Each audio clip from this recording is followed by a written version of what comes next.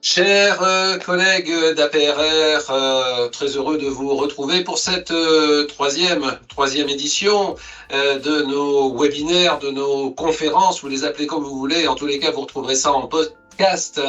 Tout en haut, vous en avez l'adresse de notre site TV YouTube. Aujourd'hui, il y a un vrai sujet, c'est un sujet qui n'est pas lié aux élections professionnelles dans lesquelles nous rentrons. Non, c'est un sujet que l'on a mis au cœur de l'actualité voici quelques mois. C'est la semaine optionnelle des 4 jours. On va revenir sur la notion d'optionnel et de 4 jours. La genèse un petit peu de tout ça d'ailleurs, c'est quoi? C'est il y a 3 ou 4 ans, plus largement, donc le rythme de travail, nous avions proposé lors des réorganisations des activités districts et agences avec un an d'écart pour les deux, pour les personnels administratifs à l'exploitation, de passer à l'horaire variable, parce que ça n'était pas le cas. Cela ne nous a pas été accordé. Nous avons malgré tout obtenu pour les secrétaires qui travaillent sur un autre site du district la possibilité d'une coupure de 20 minutes. Je ne rentre pas dans les détails. Ceux qui connaissent savent, et puis les autres, de toute façon, la démarche est d'aller vers l'horaire variable. Alors, on croit savoir qu'à travers les discussions, on aura quelque chose en janvier, ou en tous les cas en début d'année, qui va sortir, puisque notre proposition a été reprise aussi par d'autres organisations, et nous allons y arriver, et ce sera très bien cette évolution. Maintenant, le rythme de travail, c'est plus large. La journée aujourd'hui, c'est une journée qui est assez standard pour tout le monde. On est sur des bases de 5 jours dans la semaine. Le temps de travail, il est un peu supérieur à 35 heures. On bénéficie de RTT. Voilà. Mais le monde, il change. Il change parce qu'on entend des choses qui viennent de l'extérieur. Il y a des tests qui sont réalisés pour ces semaines à 4 jours. Cela n'est pas l'essence même de la proposition que l'on fait au niveau de la CFE-CG. C'est parce que nous regardons la réalité des faits. Dans la réalité des faits, aujourd'hui, il y a des salariés qui rentrent dans l'entreprise, ils ont un petit peu plus de 20 ans, et ceux qui sont toujours dans l'entreprise, même s'ils sont sur la porte de sortie plus ou moins, ils ont un petit peu plus de 60 ans.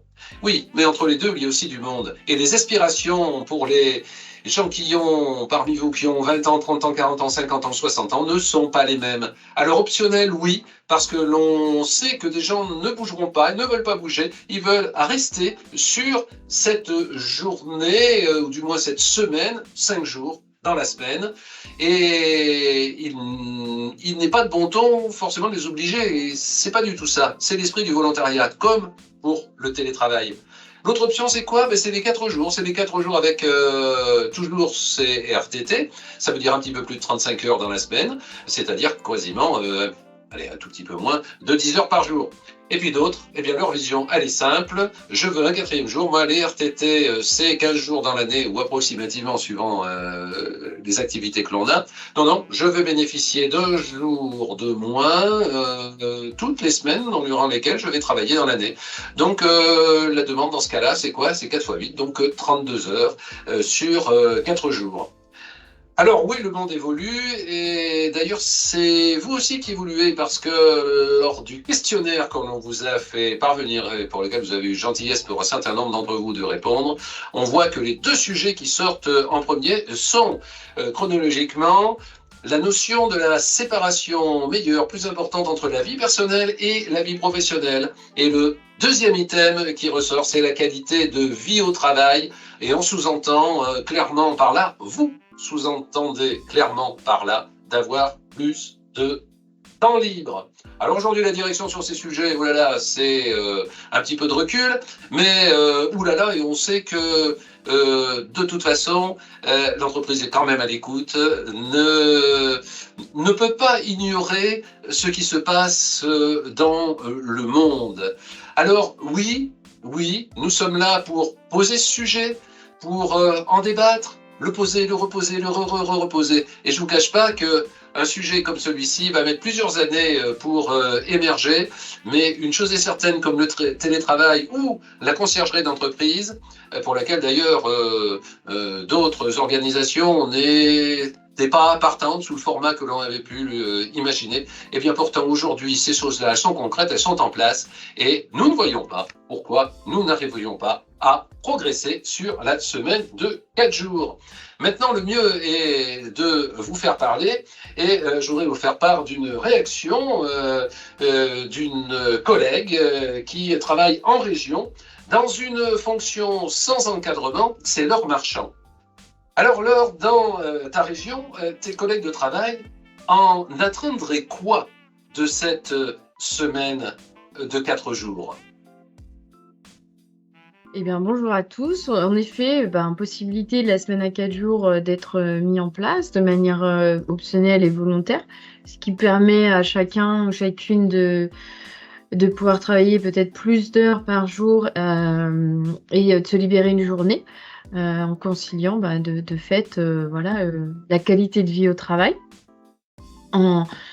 En arrangeant en fait la vie personnelle et la vie professionnelle pour pouvoir se donner du temps et être disponible en fait à des moments opportuns sur la journée, sur la semaine, en conciliant les avantages avec ses collègues et ses responsables sur cette semaine-là et sur l'activité de manière générale. Donc c'est une opportunité qu'il faut pas négliger et qu'on peut prendre en compte. Donc pas de crainte sur le sujet. Merci à toi, Laure. Ce sujet est tout neuf et il faut bien l'expliquer car il y a effectivement et logiquement, légitimement, de la méconnaissance. Et comme tout ce qui est nouveau, ça fait deux effets opposés. Soit on dit oui, ça va être formidable, j'en veux, ou alors non, j'en veux pas, faut pas changer. C'est une attitude qui est normale, qui est classique. Nous l'avons sur quasiment tous les sujets, que ce soit dans notre vie personnelle ou dans notre vie professionnelle. Alors on ne va pas s'attarder à cela plus que ça, mais on va aller chercher un petit peu plus loin. Et un petit peu plus loin, c'est d'avoir un autre témoignage, celui cette fois-ci d'un collègue homme qui est en direction centrale, lui également n'est pas encadrant, c'est Frédéric Paillard. Bonjour à toi Frédéric, alors que disent tes collègues des directions centrales lorsqu'ils parlent de ces 4 jours optionnels?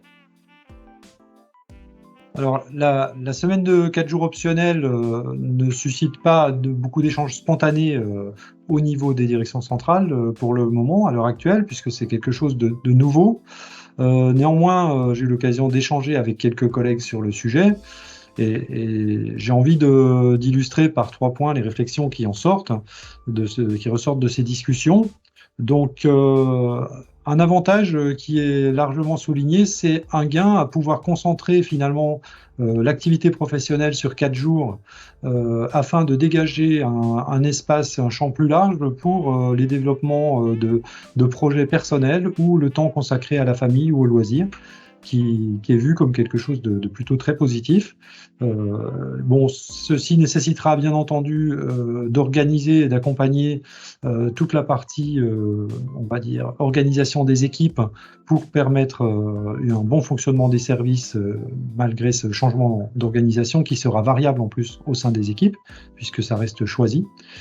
Et puis également, un deuxième point positif qui est avancé, c'est le gain économique et le gain aussi écologique par rapport à la réduction de 20% des temps de trajet et des frais consacrés au trajet domicile-travail.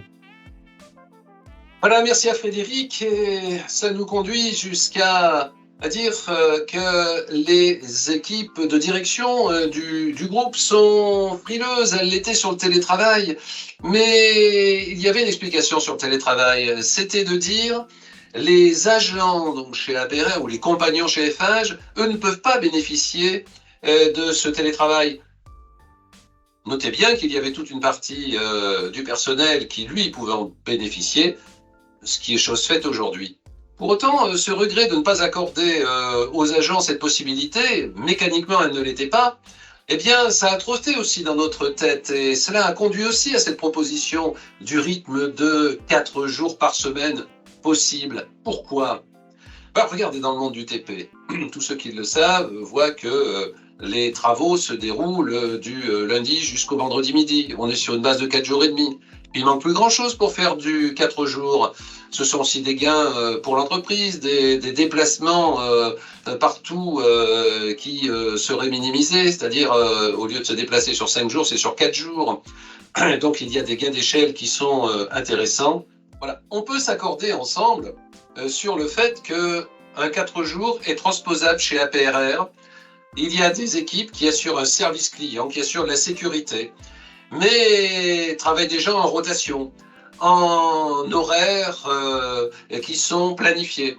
Ben nous pensons qu'en se mettant autour de la table, nous allons trouver des solutions pour également ces personnels-là et bien évidemment pour les managers qui les encadrent. Et en parlant d'encadrant, eh bien, il nous fallait un témoin qui puisse évoquer cela. Alors, en ce qui le concerne, il travaille sur l'ADR Paris-Rhin. Il s'appelle Sylvain Joly. Alors, Sylvain, pour toi qui manages une équipe, un petit peu plus d'une dizaine de personnes, quels seraient les avantages d'avoir la semaine de 4 jours dans ton unité tout en conservant la possibilité du travail en 5 jours?